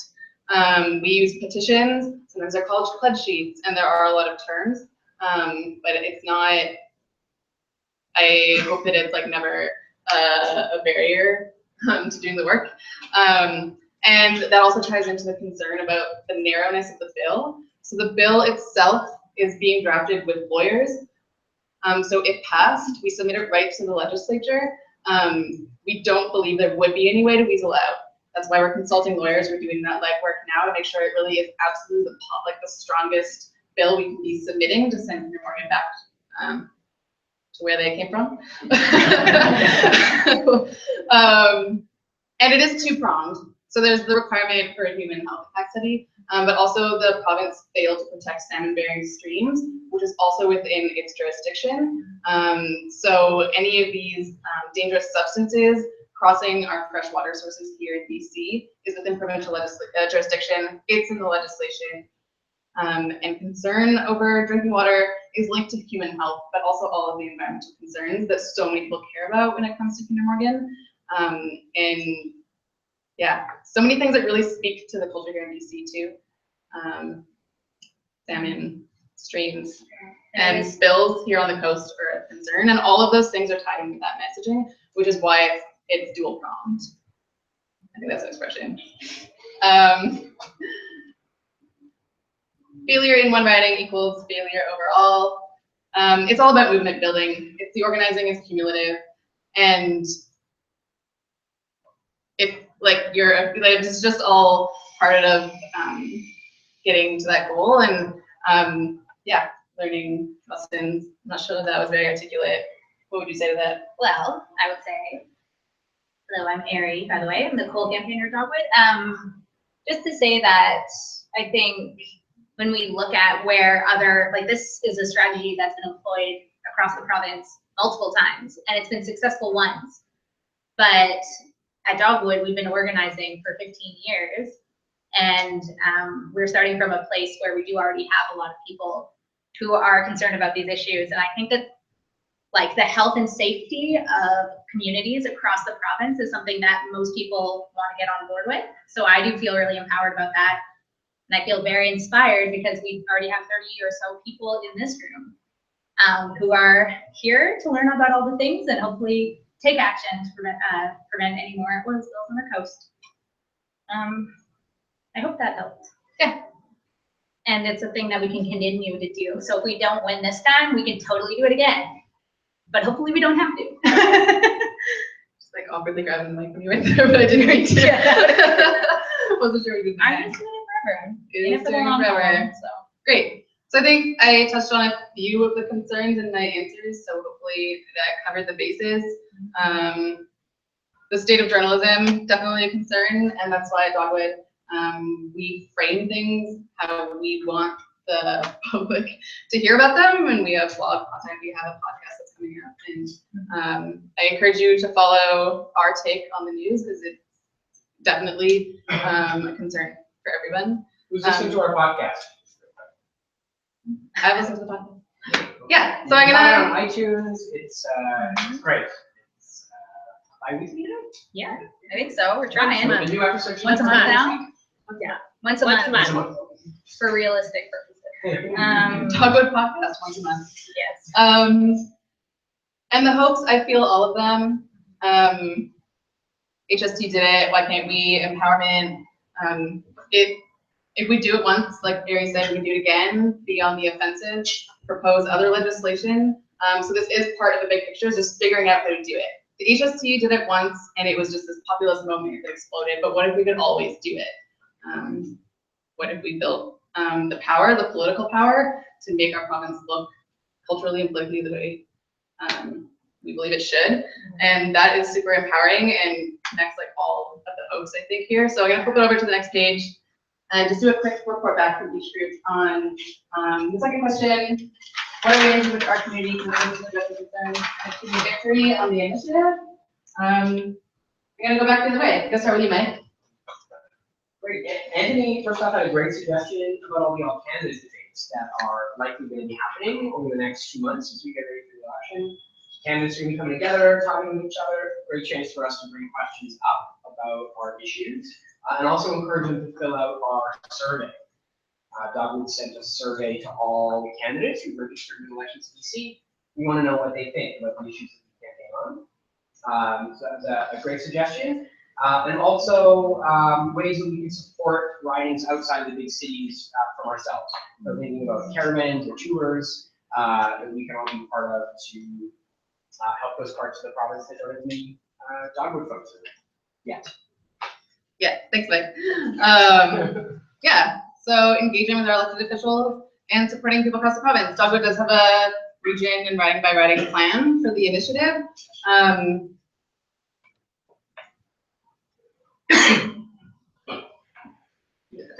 Sorry. It's okay, I just want to make sure you got it.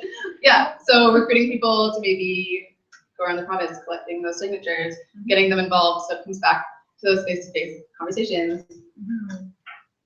I'm just thinking, if you're someone who has a vehicle or lots of free time to travel, or you just love exploring the province, now would be a great time to approach us afterwards. Self-identify.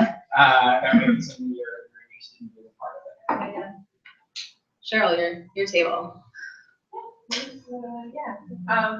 So we talked about, getting signatures through like classes or groups that were a part of, like, fitness class or whatever, as a way to using our own networks, using social media, obviously is a tool.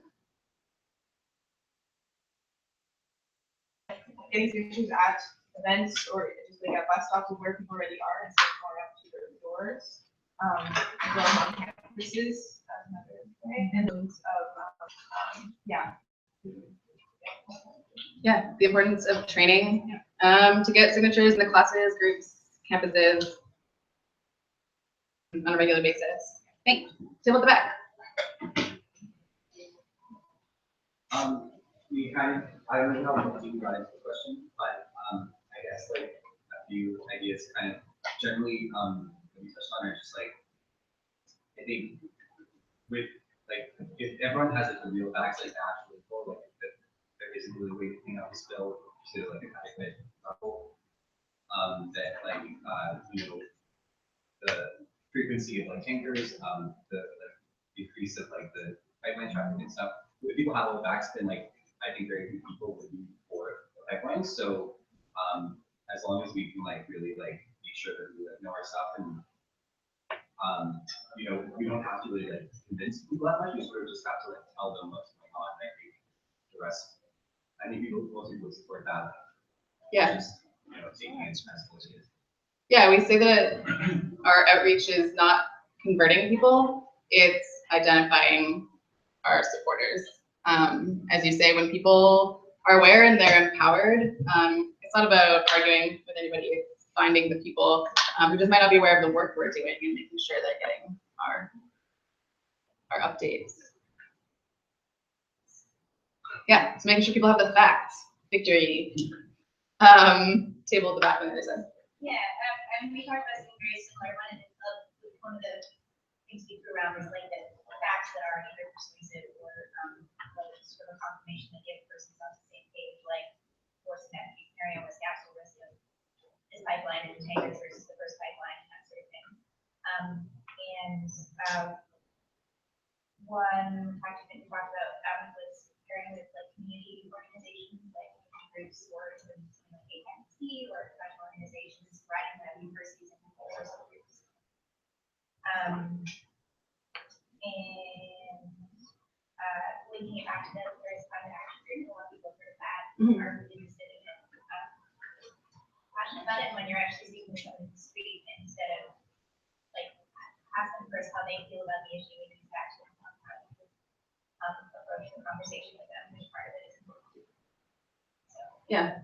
So getting facts, but identifying values too. Yeah. Like finding what motivates people on this so that there's that connection, that they feel that this is a place they can take action. And like the other group just said, taking advantage of our links that already exist. Most of us already know a few people. I know a few people.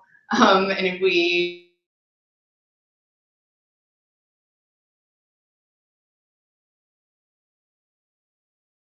if there are any groups you have in mind that you personally can reach out to, please let us know tonight.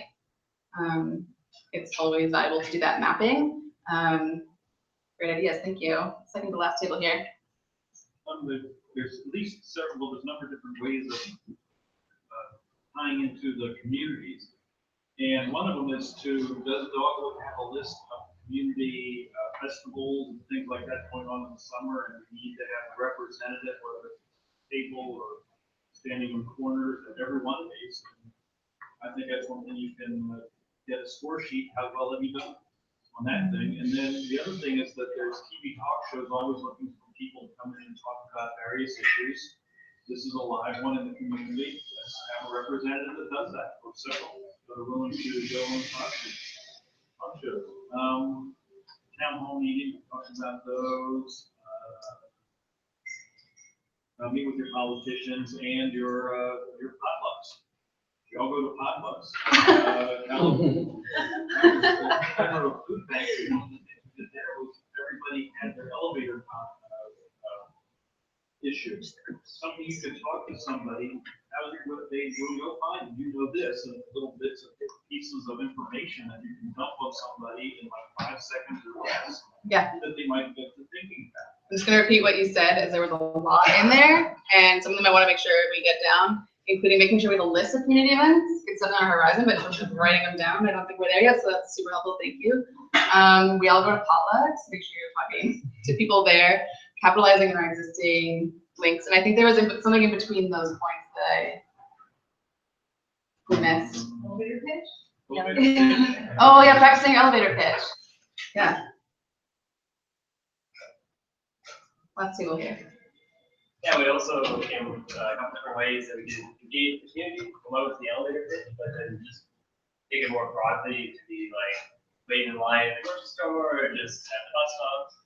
Another one was talking to people closest to us because we have the greatest chance of convincing them. And another one was trying to make this pipeline budget issue for the election. Yeah. Yeah, so coming back to the election and messaging, making sure that it is a wedge issue. It's been in the news, fortunately, or unfortunately, with the amount of money it's come out, Kinder has donated to the Liberals. And I heard again, getting your elevator pitch, reaching out to people you already know. And this is a really great segue for me to talk about.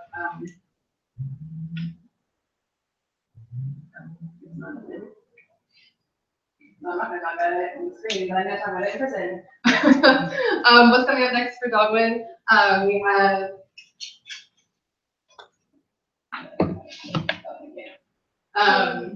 We have a Canvas training coming up on Sunday. There's a sign-up sheet on each table, and the training encompasses so many of the things that just came up in your table discussions. The pitch for the campaign, the opportunity to practice that, so practicing how you sell what this is to people on the street, but that's effective all of the time. And like I always think of how I sell things canvassing when I'm talking to people who are interested in volunteering, or people in my family, or my friends.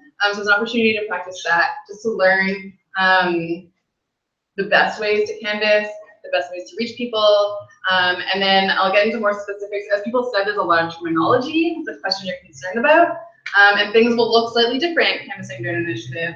So the training on Sunday will go over a lot of those things and equip you to have those conversations in the first bit, and the second bit gets more into the weeds. A lot of it is the strategy we went over tonight, and then going into what that'll look like on the ground. There are a lot of rules from election PC, so it is an opportunity, as another group identified, to get in on that training so that you're ready to hit the ground running. And if you know it, you can get other people involved, and it comes back to making those personal connections, the links that we all have. So it's on the sign-up sheet. It's at City Studios, 2 p.m. on Sunday. If you can come, please write your name on the sheet now. If you are interested and just can't make that time, write your name on there and just put that in brackets. Say that you're interested but can't come. And I encourage you to bring other people. That space is wheelchair accessible. There will be snacks. It'll be a very welcoming environment for us to practice how we sell this to other people. So that's the first segue from all of our concerns and how we get to victory. Yeah. Is the Canvas training for the initiative specifically, or is it more general Dogwood? It's both. So we start with general Dogwood, like what we're doing now and how you can get involved in it.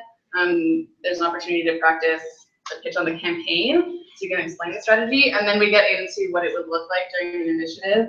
And there's an opportunity to like work through some of the things you get from people on the street frequently, so that you feel ready to like get to getting that signature. So it's both. Yeah, Tristan. It's right by it's underneath the Canby Bridge, right by the Olympic Village SkyTrain station on the Canada line.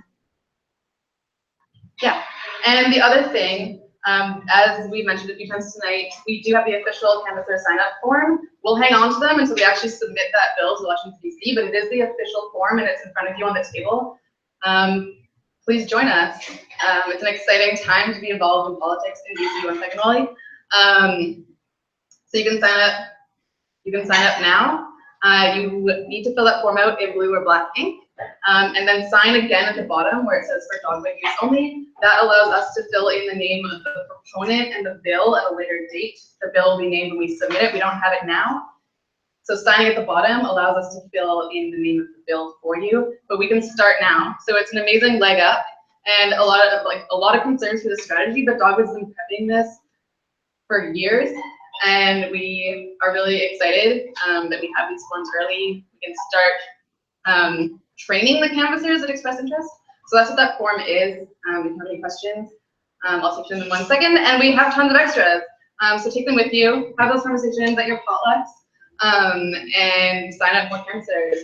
Yeah, Caitlin and Wally, I saw 2 questions. I don't know, signature with 2 asterisks, star, and bottom, the dog would be. That's for you. It's a confusing bit. I acknowledge that. But Yes. yeah, so you need to fill out your personal information at the top. Yeah. Yeah, so you fill out your personal information at the top. You just leave the proponent and name of bill blank.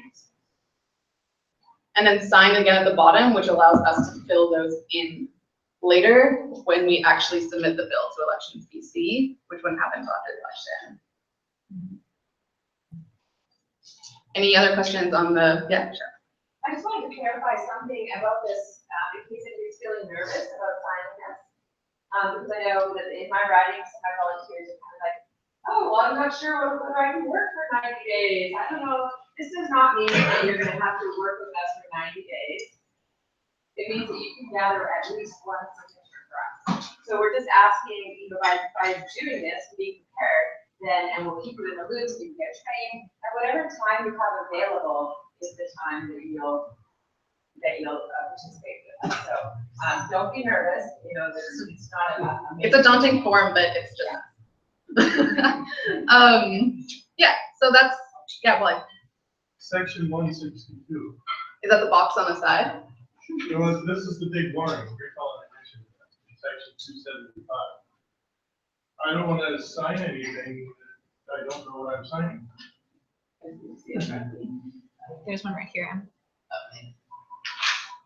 Oh, that just means that. Feel free to check those boxes. Yeah, so the box on, sorry, Mike, let's use the mic, that was a pun. Yeah, the box on the side is just asking the Elections BC not release their information to the public. If someone asked for a freedom of information request on who signed up with Dogwood, they would This is on the left-hand side, under the signature. Warning, signing a false statement is a serious offense. Yeah, so it's just like when you're voting, if you say you listen when you don't, it's like with any legal document, is you're just verifying, you're just saying that what you're putting on here is true.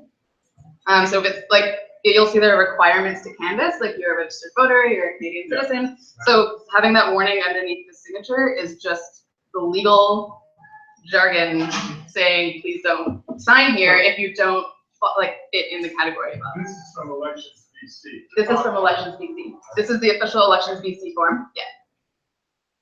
Yeah. Thank you. Did you want to jump in on that, Eric? Yeah. Yeah. Is there any sense in signing up anywhere if you're not a Canadian citizen? I mean, probably not that. Yeah, please sign up on the sign up form, even if you can't come to the event Sunday. That would come for canvas. Yes, because I mean, that's what you do. Yeah. Like, Yeah. We absolutely need you to sign up if you're not a Canadian citizen. If you're not a Canadian citizen, don't fill out this form. And if you're not a Canadian citizen and you want to sign up to do things, there is that other sign up sheet that I saw Cheryl just passed to you, and please express your interest there. Yeah. Question, Anthony. Not a question, but while we're discussing here, I thought of one more thing for Victory. Yeah. So, in regards to addressing the concern around journalism and getting coverage in mainstream media, organizing or having some sort of tool to make it easier for people to write letters to editors, especially for local newspapers, since a lot of the local newspapers that around here are owned by Post Media, which owns a lot of the mainstream newspapers. We just launched a volunteer letter writing team for exactly that reason. We can have staff at as many things as possible, and we'll never reach everyone. And as everybody identified, we all have personal connections and abilities. And if you're interested in the letter writing campaign, I would also ask you to write that on the back that sign-up form. It sounds like there are great ideas to help out with the strategy, and please self-identify on that form. The letter writing campaign meets online so that anybody in the province can join and submit to their local papers. So that it's definitely open to anyone who is willing to write the papers. Thank you for bringing that up. So we're gonna wrap up.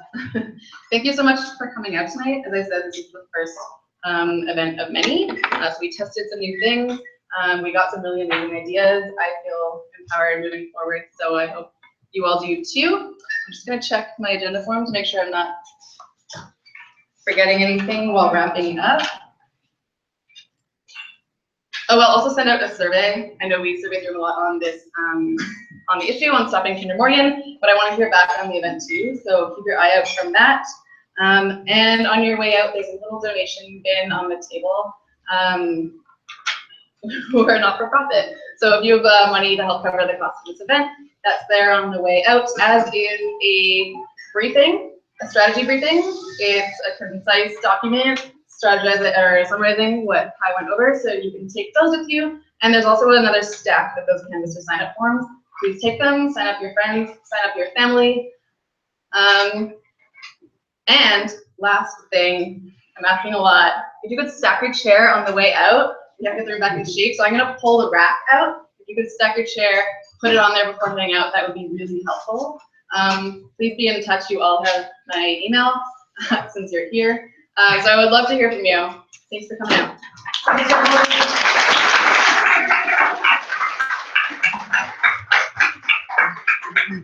Thank you for everyone who helped out. Hi. And for being here, thank you Hello, guys. live stream attendees. I'm just back for coming out and for watching. And one thing that was said that in that kind of last wrap-up session that I really want to emphasize is that those canvasser forms from Elections BC can be a little daunting. They are legal, they're not like legally binding. If you fill out that canvasser form, you're not signing up to promise to be with us for 90 days. But if you can get one signature for us during that 90-day period, you have to have filled out that form. And so we're casting the net very wide and asking as many people as may even think possibly that they might be interested. Please fill out that form in the red text underneath below. Please get your friends and family to fill out that form, bring it to your people. And I will be going around to office support and sending emails. If I can't get to you on time and you've got a group that's ready to go, my email is Anna, A-N-N-A, at dogwoodbc.ca, and you probably have it already. But if not, that's what it is. And I look forward to meeting and supporting you soon. Let's go out and win this fight, friends. Bye for now.